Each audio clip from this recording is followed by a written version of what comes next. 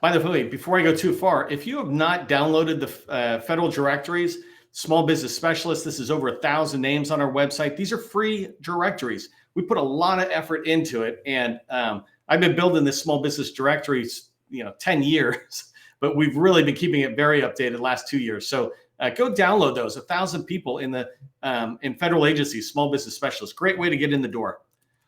Okay, so today we're going to be talking about, speaking of getting in the door, how to secure valuable meetings with ease. And when I say ease, I want you to keep in mind, I didn't say without work, right? Anything worth doing is worth doing well, and anything that's worth doing well is going to take effort. And so today's training is going to be talking about how you can do something with ease, but it requires an upfront effort to get to the point that it's easy. What I'm going to teach you doesn't mean tomorrow you start getting in the door easily. It means tomorrow you start doing the things that will enable you to get indoors easily every single time. I can pretty much get in any door I want, right? And I don't mean that in some sort of grandiose way. I just mean I've been putting in a lot of the legwork for 20 years in the government contracting space. And then the last 5 years, it's funny, it's been more than 20 years now, but the last 5 years as really teaching this and so reaching out. So I've been doing a lot of the upfront work. You don't have to do it at my level. You just have to do it for the customers that you're trying to work with. But when you do the right things, and I'll show you some of those right things today, you're going to be able to get meetings easily with the customer or the teaming partner that you want. I want you to keep in mind, though, when we talk about having meetings, it's really important to back up for a second and say, I'm not just trying to get meetings for the sake of having meetings. I once went to a federal agency and I showed up really early for my meeting. And something happened and the other person was really late to theirs. And the person we were meeting with asked me if I'd be willing to just have two people in the same meeting. I was like, well, that's fine with me because I wasn't a government contractor. I was from the GovCon chamber. And when we sat down, I saw this person sit down and look to the government as if the government was going to tell them what was the purpose of the meeting. When you meet with people, have a purpose, right? The meetings must drive towards a purpose. And I think these are three of the main reasons that meetings are valuable and three purposes of meetings. The first one is that meetings help develop relationships, right? This is really important. If you watched my training yesterday, success in sales means you have relationships. And so I taught you how to build relationships. But when you have meetings, you're able to strengthen those relationships, right? We build them and maintain those relationships. And we do it through meeting with them on a phone, virtually like this, or in person. The second thing is business development is all about building relationships within the agency, understanding the agency so you can learn about opportunities. And so when you have meetings, you can hear about opportunities. That should be a purpose of the meeting, right? I'm going in to learn about new opportunities, discuss your agency, or to discuss a particular opportunity, or what I call shaping an opportunity, right? Shaping an opportunity is just capture in federal sales. Hearing about opportunities is business development. Yesterday, I had a meeting with somebody about an opportunity they were pursuing. And we were talking about how do you shape an opportunity? And in this opportunity that they had, there was a key personnel certification that was required. And this requirement said that your key person must have this certification from this vendor. And the rationale from the government was that if you had that certification, then you could influence that vendor to do whatever you needed to do. You could get more help. Well, that's not the case. And so what I was advising my customer is to teach the contracting officer that the relationship is built by partnerships, not by certification. Anybody can get a certification, but when your company is partnered with Microsoft or your company is partnered with Otis Elevators, then your company has the ability to interact with that company. Ironically, I say people do business with people, but companies have the relationship at that level. Well, having meetings allows you to be able to shape the opportunity, to be able to talk with a contracting officer in that example that I just used. And by the way, keep in mind, when we talk about what I'm talking about here today about relationships and opportunities, it all comes out of the 7-step process that I teach for success in the federal market, right? It begins with research, learning about them, and then finding their names and phone numbers, which is all next week's training, by the way. And then outreach, picking up the phone and doing some cold calls. Today is talking about how do you make that outreach effort, those cold calls, warmer. And from those, you begin to build those relationships, like I said, which lead to the opportunities, which eventually lead to sales, which is what you want, right? So today I'm going to be driving deeply into warming up buyers, right? This outreach portion. How do you warm them up with engagements that you do before a meeting? So that way, when you ask for a meeting, you're able to have it. One of the things to keep in mind about meetings is if you just do a cold call meeting, if you reached out to me and said, hey, Neil, I want a meeting, that's it. Well, I've got all these risks that I'm worried about. Who are you? Are you just some, somebody trying to take my money? Are you a cyber spoofer or whatever? Are you just a salesperson that's just spamming me? Whatever it is, I have all these risks. But if I had been engaged with you, or at least following you, you've been putting yourself in front of me where I'm at, then I would begin to know, like, and trust you, which defeats or lowers those risks. And so I want to talk about that, warming up the buyer with the engagement. And then I'm going to show you examples of how I do this, how I take a federal document and use that as an example way of getting in the door, making it easier to have meetings. So that's what we're going to cover today.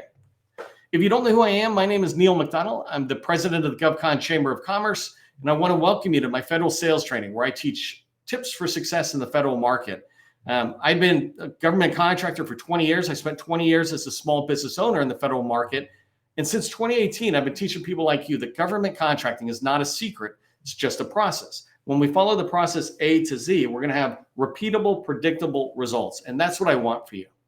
If you stay to the end of this training, you're going to get value. Consider becoming a GovCon Chamber of Commerce sustaining member. It's less than $1 a day, and you help make this training available to everybody who's out there.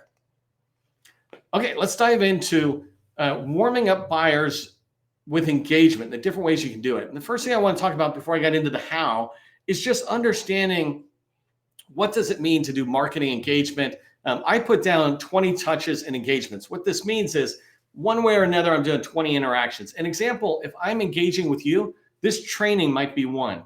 If you asked for the 7-step process handout, that might be another engagement. If you see a LinkedIn post that I do, if I go to your LinkedIn and I engage with a post of yours, right? Those are touches or engagements, marketing touches or engagements. And so anybody can pick a number out there, but basically you want to do at least 20 of those before I begin to even have any awareness of who you are. I know you, right? We actually describe it internally as the 7-hour rule. And maybe somebody else has coined this rule a while ago. We just use it. And the idea of a 7-hour rule is, I don't want to pay attention to the number of engagements. I want to pay attention to how much time you are engaging with my content.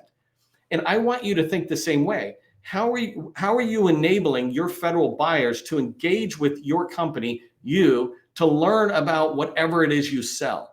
Right? How are you working with them? And I'm going to give you some tips exactly how you do that. But if you do 7 hours, if they're engaged with you one way or another for 7 hours, they come to a webinar, they download this document, which might take this long to read. They have a meeting with you, whatever it is. After 7 hours, you kind of established that relationship. It's up to you to maintain it in a good state. But 7 hours is a good rule. And the reason this is important, don't start selling until after 7 hours, right? And that's a loose number there. So let's talk about how you can engage buyers.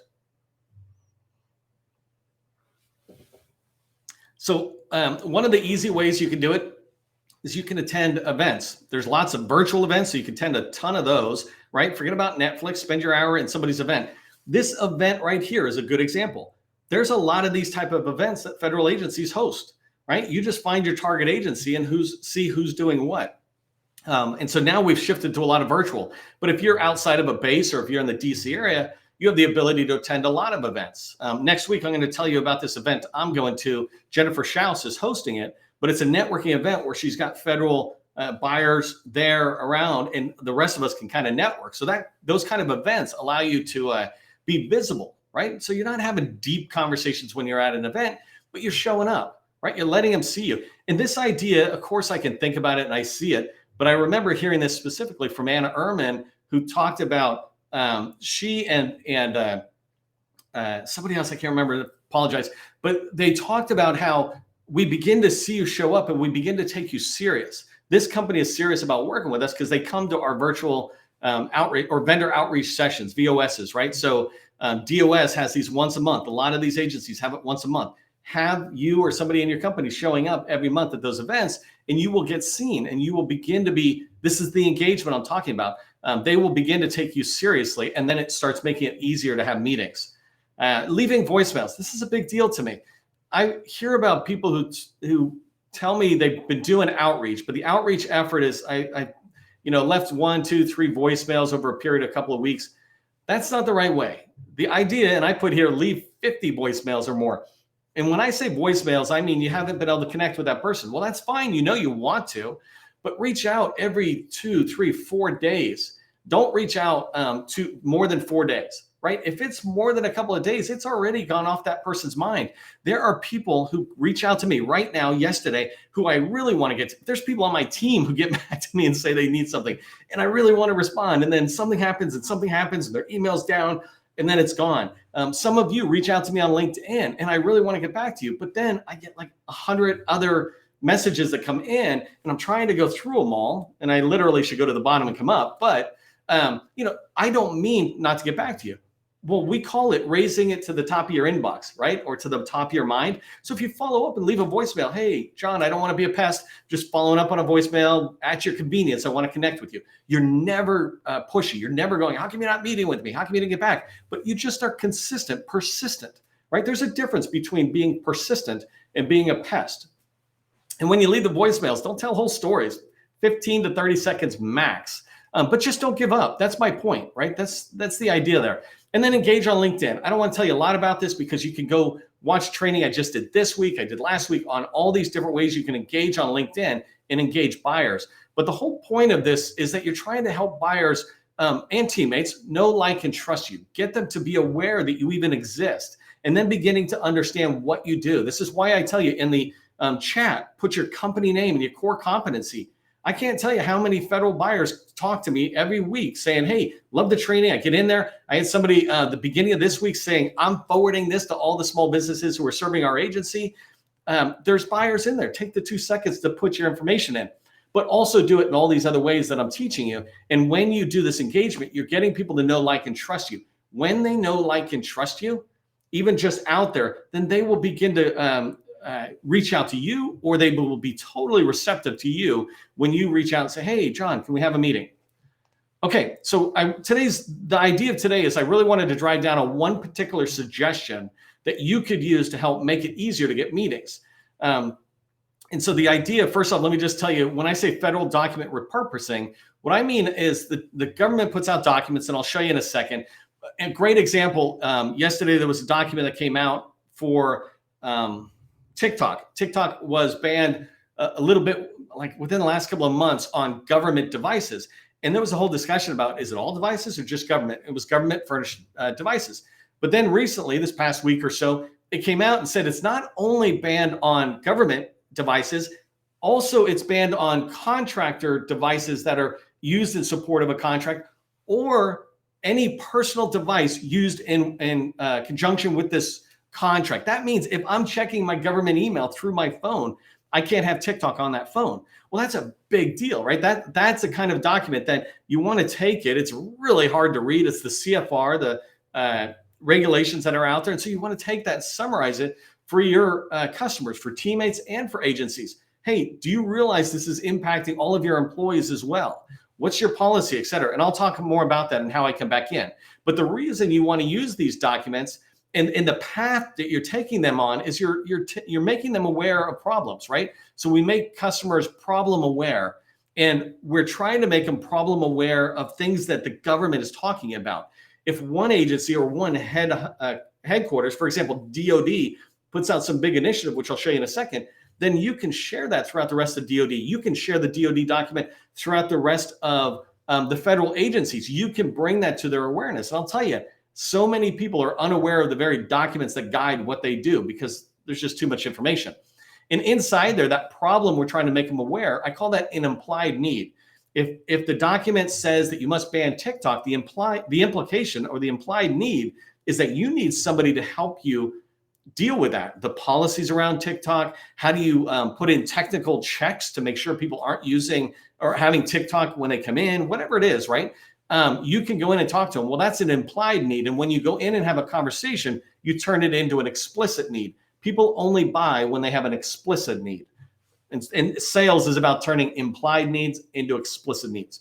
All right. So also when you're sharing these type of documents, you're raising your SME status by, we call it borrowed credibility. So if I'm sharing a DoD document, or even on the industry side, like a Microsoft document, I'm getting a little bit of borrowed credibility because people are just putting us together. It's like, oh, Neil and DoD must be working together. Yeah, because I just shared their document. Right? It's like, it's called borrowed credibility for a reason, because I'm borrowing a little bit of the credibility you give DoD. A little bit of that is rubbing off on me, and that's what you could be doing with your customers as well. And the last thing I want to just say about these documents, it's really important, is that you want to be what we call it giver's gain, right? And this came from a group called BNI. But giver's gain, the whole idea of it is don't give with expectations. Don't shape these and it's going to lead to a sale. No, think about your customers and I want to keep them informed. Think about your teammates and I want to keep them informed.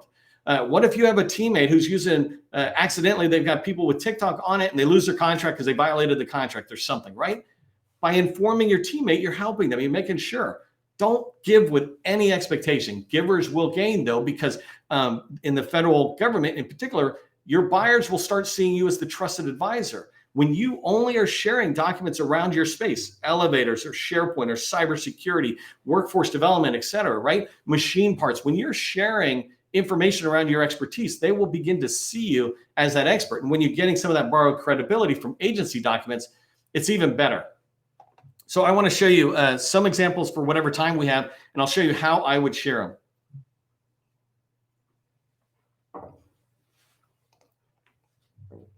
Oh, so that was my exit. Hold on. Okay, so this is the first document. I got 5 that I'm going to go across. We'll see how much time we got. This one is just a single page document, and there's 2 of them that I actually have. The Department of Air Force Enterprise Zero Trust Roadmap, and this one's Department of Air Force Enterprise ICAM Roadmap. These roadmaps are beautiful, right? They don't mean anything to me. I kind of know ICAM, but I really don't. But if that's your space, right? Imagine sharing this out to the buyers. And there's so many ways you can share this out. First off, you can just put this out on LinkedIn with nothing, just putting it out and people will be thankful that you shared it. The second thing is you could put this out on LinkedIn and put some writing like I do in the post that just summarizes it, draws people's eyes to something. You know, this document is fantastic because it's a roadmap for this year, FY23 through 28. That's huge and beginning to understand this. The next thing you might be able to do is to take this and forward it to non-Air Force folks and say, hey, this is the Air Force and how they're using it. I'm curious how what your ICAM roadmap looks like. Can we come in and talk? Right? I might send an email, try to set up a meeting and include this after I'm engaging with them a little bit. If I posted this on LinkedIn, I bet you I would find people from the federal government, and partly because I have a lot of connections, but I would see them begin to engage it. It's like, oh, this is great. You'd hear them talk about certain stuff. I don't zoom in to get a meeting, but now they're aware of me and maybe I engage. So the same thing here with the Zero Trust Roadmap. If you don't know what Zero Trust is, basically it's a buzzword because it's been around for a long time. But right now it's a buzzword because it's a cybersecurity way of running your shop, your agency. But here is the roadmap for the Air Force. Well, what's the Department of Education's roadmap look like? How about FEMA, the Department of Transportation, right? And so I can use something like this to guide the meetings I have. I can walk in and say, hey, I was looking at, looking at the Air Force's roadmap for Zero Trust, and I was applying that to the federal mandates about Zero Trust. And there's some rules that come down from the White House. How are you guys doing it? Something else I can do is say, here's how we would recommend you put something like this in place. Just having the conversation allows you to get in the door, start talking about it. Here's another example, and I shared this document a while ago, right? But I'm not a cybersecurity company. But if I get a document like this, one of the things that I want to encourage you is that this document, DoD Cyber Workforce Strategy, this is huge because the government struggles with finding and hiring the right people to work cyber within the government for many different reasons, right? A lot of us have acquisition or talent acquisition challenges, but also DoD doesn't pay as much as the commercial side usually. And so they're fighting against the very industry that they contract with sometimes. All normal, it's the normal way of doing business. Well, here's their strategy on how to develop the cyber workforce, right? How do I give opportunities to people who maybe wouldn't have had it? And we grow our own cyber workforce. So in here, as you come down, you can see some of these things that are in here. So here they talk about their main goals that they have, and then their cyber workforce initiatives. So if I went down that way, like let's get out of 15. If I went down, I might share this in many different ways, right? I might share this as a LinkedIn post with a document. I might break up each one of these goals and put them on a different slide just saying this kind of word to get visibility. It's like, hey, here's top 5 goals you should consider. And then in it, I would just say courtesy DoD Cyber Command or something. But down here, they've got initiatives. Let me come down a little bit further here. So right here, they've got that the following areas represent department-wide challenges. This is what I mean by using a government document to kind of help you get in the door and start conversations. This idea of reaching out to address the 4 human capital pillars around cybersecurity. I might, if I'm a cybersecurity firm or workforce development firm around cyber, I might go talk to the HR people who, no offense to the HR people, but tend to be a little less busy than the cyber people because cyber is dealing with attacks every day. But the HR folks, right? I might go in there and talk about, well, what's your plan for developing your strategy for building a cyber workforce? And I can go in and talk to them about, I can either show them this document and walk it through, or I can pull things out of this document to use it as a way to talk to them. But I know what to say, right? These are common discussions that are being had. There's a lack of common criteria. There's a need for targeted identification of people, right? There's a limited availability of assessment programs that are out there to test people. And then, like I said, this last bullet is exactly what I just said. It's high attrition, meaning somebody comes on and then they're gone because somebody offers them more money. And so that's just one way of pulling this document. I don't want to go through it too much, but you can find documents like this related to your core competency. Don't share this if this is not your space. Figure out what you sell, even elevators and bolts and nuts. You can find things that are related to those things. This other one, here's another example. And I think this could actually fit for a lot of you out there. But this one is called the Department of Defense's Responsible Artificial Intelligence Strategy and an Implementation Pathway. And what this means is that the DoD recognized and the government recognized that, man, we got a lot of challenges coming out with AI. AI is going to be everywhere. How do we make sure people are using this ethically, right? Responsibly is what it's saying here, but fundamentally they mean ethically using AI. And so as you go through, there's a lot of suggestions. Let me come to the table of contents right here. But right here, you can see this implementation approach, right? And implementation lines of effort. Well, I might use that with customers. Again, 2 different types of people. This is a DoD level document. So that means at the highest level of the department, they put it out. What typically happens though is people wait for things to happen at the top and then they kind of float down to the bottom. Well, what you could do, and I did this in the VA, is just jump to the bottom. For me, it was down to the hospitals, right? While headquarters in DC was doing whatever they were doing, I began to implement things. In my case, it was Microsoft SharePoint, but I went down to the bottom. Well, you could do that here. Go down to the lower level commands throughout the Army, Navy, and Air Force and Marine Corps, right? Go down to those lower level commands and introduce them to this document. Many of them won't even be aware of it. Talk to them about the tenets for implementing or the implementation approach. When you get into that, let me see if this has a picture in this. Right there is the implementation approach, right? So here they're talking about how they will do this. Well, I would go in and have conversations and what's your guys' strategy for implementing these recommendations coming from DoD headquarters?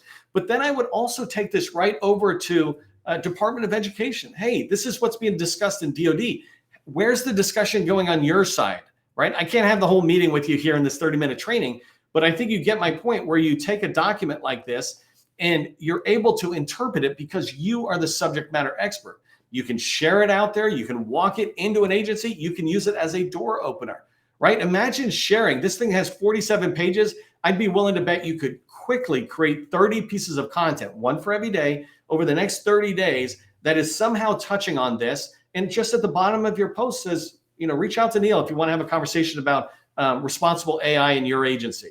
That's all you put. And you're getting visibility. You have to go with the long game, right? I said it doesn't require, it requires work, but it still will be easy once you start working out there, putting it out. So let me do one last one here. I just want to show you this one because this one was huge. I created a whole plan for one of our customers around how do they go out and dominate the zero trust market, if you will, within the federal government. A lot of people will play at one area of the conversation and leave all these other stakeholders out of where they're trying to go. An example in the VA, there's something called electronic health records, the conversion of paper records to electronic health records, right?